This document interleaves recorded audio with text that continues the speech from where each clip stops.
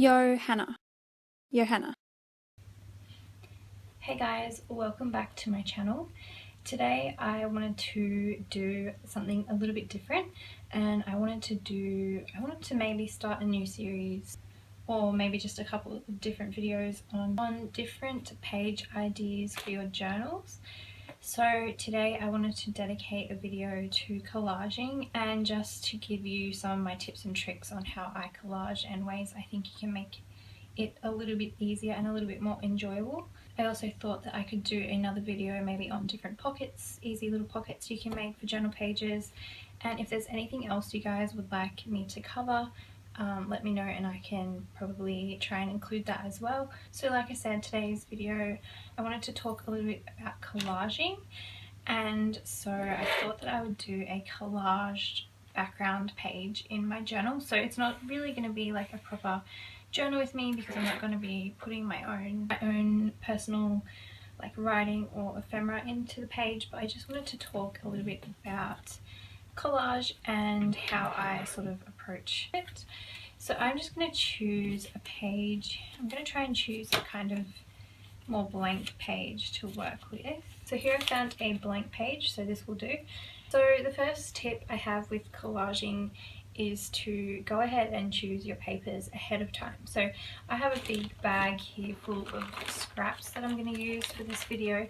This is just paper scraps from all of my projects. I just thrown into this bag. I really need to try and use some of these up. I'm already in the midst of working on some projects that are just using scraps, but I still have so many here that I should really try and use up. So like I said, my first tip is to actually choose papers ahead of time. So instead of pulling things out one by one and gluing them down and then trying to find something else that fits, go ahead and grab all of the papers you want to use at once before you start gluing anything down. So I don't really have a specific idea for this page. I'm just going to go ahead and start pulling out papers that are speaking to me, and this is the perfect time to choose things that work together and take things out that don't work. So with collage, everything works together to create its own feel. So even though you may be using a variety of different papers or scrapbook papers or whatever it may be, whatever kind of paper you're using, you're really creating your own custom vibe or feeling by choosing a variety of papers and mixing them up. So in this stage, it's sort of for me about taking things in and out until I'm happy with the overall feel of that page. It can also depend on if you already know what your page is going to be about. So if you already know your page is going to be about going swimming, for example, you may want to choose papers that are directly related to that and symbolic of that. For me today, I don't actually have a particular story or a particular event that I'm documenting in my journal. I'm just going to be choosing papers that are calling out to me for one reason or another. So here, sort of like the process of elimination, I just think it's quite helpful to go ahead and pick papers ahead of time and put them all together and lay them out next to each other and see if it gives the sort of feeling that you want to evoke in your page. And there's absolutely no right or wrong. You can do whatever you like, but in this stage I'm just choosing personally what I like. So what I like, someone else may not like. I quite like the way these papers are looking together. Anything else that I don't really feel like it fits, I'm just taking out. So it's really up to you. If you don't know what sort of theme you're going for or what sort of story you're going to be telling, if you just want to start breaking a page and you don't really know what you want to do, you could just set yourself really basic rules, like I'm going to use all blue shades, or I'm going to use all blue and green shades, or go with a particular style, like I'm going to do really vintage style papers, I'm going to use only actual vintage style papers. You know, you could set yourself some ground rules if you want to. I'm just choosing things that I like and that I like the look of altogether. So this is the stuff that I decided to keep, and then all this stuff here I'm not including. This is other stuff that I pulled out that I decided not to include. I'm also kind of liking the way that this looks, but I'm not 100% certain, so I'm just going to leave that over to the side. The first tip is choosing papers ahead of time. Take things out if you don't like the way that it's feeling, if you don't like the way that it's looking. Add things in if you feel like it needs more. And that way you're not committing to anything before you actually start gluing things down. You can change the way that it's going to look by choosing the papers ahead of time. The other tip that I kind of brushed on already is to use papers in a purposeful way. So when you're choosing your papers, choose things that are meaningful. So like I said, this collage that I'm doing now isn't really going to be meaningful. I'm just doing it for fun. But if you were doing a page that had a meaning to it, try and choose papers that are symbolic or directly related, or they can even be indirectly related to the meaning or the concept or the story that you're putting into your collage. My favourite thing to do when I want to do that is to go through vintage books or old books that I have and clip out images or illustrations that are quite symbolic. So I like to do it with books because it gives a nice youthful vintage feel to the page, and it really helps to get the message across.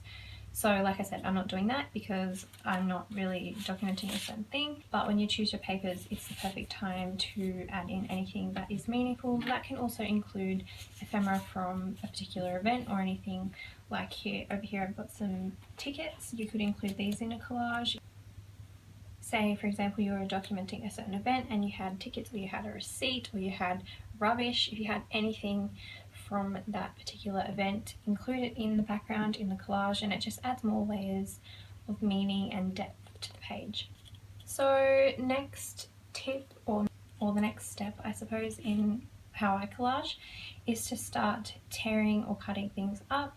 So I've got a variety of different sizes here, and I've already got a few things that I cut out, but I think it's nice to have a different variety of shapes. It's also cool to create a different feel by cutting or tearing. So if you actually tear paper, you can get a softer feel than you would with cutting, and you can get softer edges. So I'm just going to start actually tearing some of these papers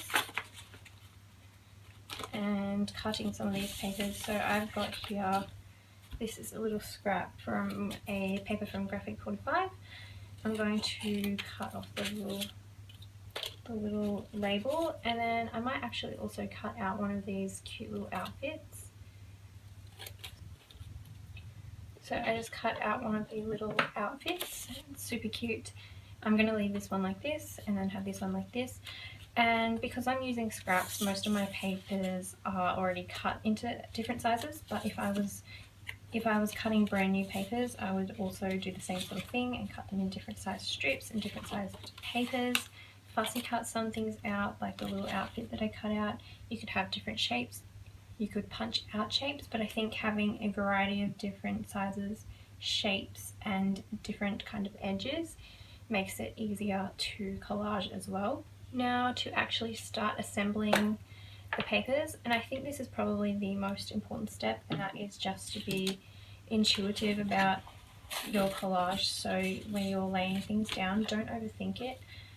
I'm actually going to use the book side of this. I didn't realise it had an image on the back, but I like it better than the plain side. So when you're being intuitive, I think that's just a matter of not overthinking it, and so following your instincts and just sort of doing what you want to do and not putting too much thought into it, not overthinking it. It's a much more enjoyable process if you're not sort of stressing over where everything's going to be laid out. And if you feel like something looks good somewhere, go ahead and stick it down. Also, I think with collage, if you're starting with a big blank page like I am, I think it's easier to start off with larger pieces of paper to break the page in, rather than with the smaller pieces. So you might have more intricate little bits and pieces cut out that you want to collage in, but I think it's a lot easier to start with the larger pieces and then start filling up the gaps after that.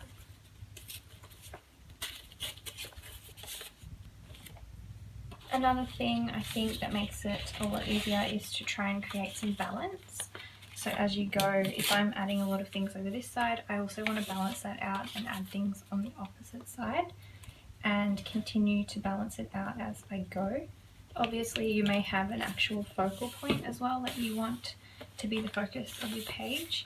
I don't, I'm collaging the entire page. but think about where you want your eyes to look, and you sort of want your eyes to be able to glance across the page easily and not sort of get stuck on one thing that's distracting, or not really know where to look, especially if you do have a focal point and you want to draw attention to that particular area.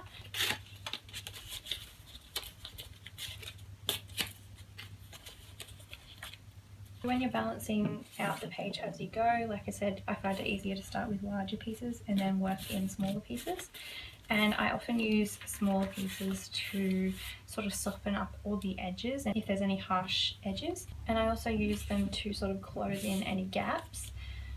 So sometimes you'll get like an awkward gap in between papers if you've got like a little space that didn't get covered, and so the smaller pieces really come in handy to blend it together. You see how I sort of held this piece up around the page to see where it worked, and I ended up deciding down here rather than up here because I felt like it looked more balanced. If I had both of those sort of focal images up next to each other, it would have been more, they would have been competing against each other more, whereas moving them off into each corner balances the page out a lot more and makes it a little bit easier to look at. I really like these pretty butterflies, so I'm going to add them into the page as well. I'm going to actually trim this down a little bit, and I think I'm going to place, I don't like how it has this gap, so I'm going to actually stick it here. I should have cut it a little bit higher, but that's okay because with the beauty of collage I can add in more layers at the top and fill in that little awkward gap. I'm going to use some of this tape along the top. I'm not going to cut it, I'm just going to tear it. So you don't have to just use scrapbook paper or book pages for collage. Of course you can use whatever you have. You can use junk papers, you can use junk mail, you can use anything that you have on hand. I'm going to add a little bit of this ledger paper down here. As you add more and more layers in different sizes, it really softens up the page and everything starts to blend in.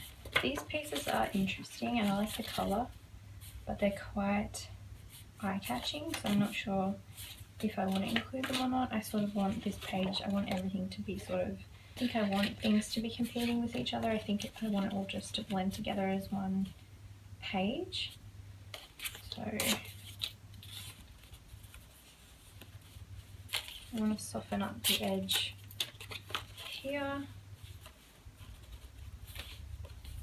I do like how this paper looks here, but I don't like how it's going to give me an awkward space that I have to fill. So I'm just seeing if it works somewhere else. I kind of like how it goes, I sort of like how it looks vertically there, but I like even more how it goes across the page here, so I'm gonna go with that. Obviously with collage we can use that in a ton of different art projects and not always just a journal page, and you can use it on journal covers, you can use it on canvases, you can use it on anything. But it's such a fun technique to add lots of layers of meaning and interest to a page, so I really enjoy collage. It's one of my favourite techniques. So I'm not overthinking things too much, I'm just sort of thinking about what sort of shapes and colours work together. So I wanted to create a softer edge here, which is why I tore this page, and it just sort of fits in that little gap pretty well. And then here you can see, this is what I was talking about when sometimes you get an awkward little space to fill, and that's the perfect time to use to include some of the smaller pieces or any pieces that you might fussy cut out, like this cute little outfit that I cut out earlier would look quite cute right there. I'm just going to glue them in. And then because it looks a little bit random, I'm also going to glue in this piece, and I'm just going to see where I like the look of that. So I kind of like the way that it looks over here because it creates that balance again by bringing that same pattern or image down onto both sides of the page. So I'm going to bring that down here, and it also just softens the edges here and creates more layers. I've got this really small little scrap of butterfly paper, I'm going to also add this down into the corner. So with a page like this, a collaged page in my junk journal, I would probably go ahead and add like a quote somewhere, maybe add some little doodling. I could also put a photo somewhere on the page. You could do whatever you want, but I love how interesting this looks. And because some of my papers aren't sticking down the best, I probably afterward will go in with some more glue and do like a layer of glue or seal over the whole thing so that things aren't lifting up. I kind of like how that frames the corner. I'm going to take off a little bit more of the pink and soften that bottom edge again. Just like that. So those are sort of my best tips with collage. I think choose your papers ahead of time, cut out a variety of shapes, don't overthink it, enjoy the process, add things as you go, don't stress out about where things sit. You can add as many layers as you want to until you're happy with how it looks. I try and fit edges together, so sort of instead of sitting this up here, I'm sliding it down to here where they sort of fit together.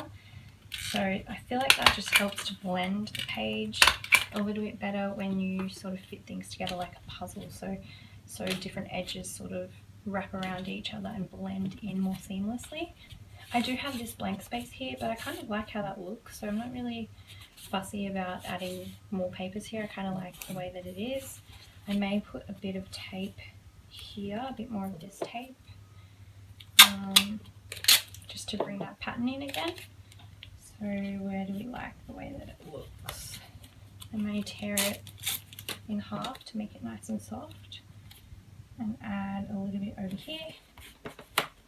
And then I think I want to add a little bit over here somewhere down the bottom. And I don't really have like a better way to describe it other than being intuitive, because I'm just sort of following my eye and seeing where things need to be better balanced out. But I think the more that you sort of relax and enjoy the process, the better it will turn out, the more you'll enjoy it, and the more fun you can have with it. So I'm cutting this label out now because I felt like over here, where I've got this big bulk bit of pattern, I want to break that up with something that's a little bit more intricate. And so when I'm moving things around the page like this, I'm seeing where it fits, and usually for me I'll go directly to where there's sort of like a seam where two different patterns meet, so like here or here or here or even up here, and I'll just see where I like it placed best, where I feel like it sort of softens the edge a little bit. I feel like here it works quite well, or here, or maybe even over on this side of the page.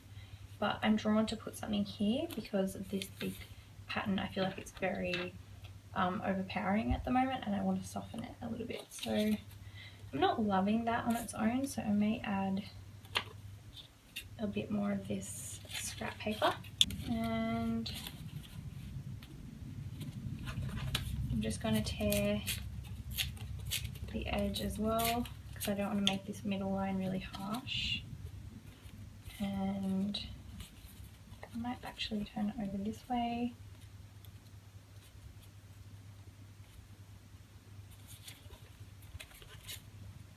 And sometimes it's just a matter of playing around until you like the way something looks.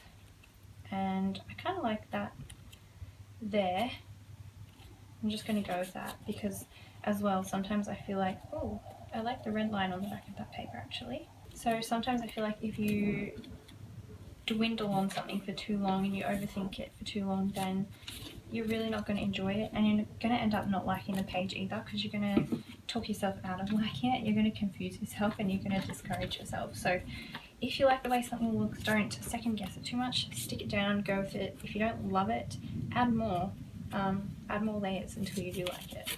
So I'm just going to leave this page at that. I kind of like the way that that turned out.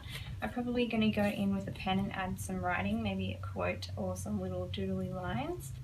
But I just wanted to do a video with some of my little collage tips. I hope it was helpful. I think I'm also going to do another video like this on different easy little pockets you can incorporate into your journal spreads. So if you guys have any other requests for anything else you'd like me to cover in a video like this, any other techniques you'd like me to show you that are relative to journal pages. I know I always do a lot of interaction and I also layer things up a lot, so those are the two things I really wanted to cover. But if there's anything else that you would like me to sort of do a walkthrough of, let me know in the comments below. I hope this video was helpful. I don't know if it will be, but I hope it was. And I hope you enjoyed it anyway. And I will see you in my next video. Bye guys.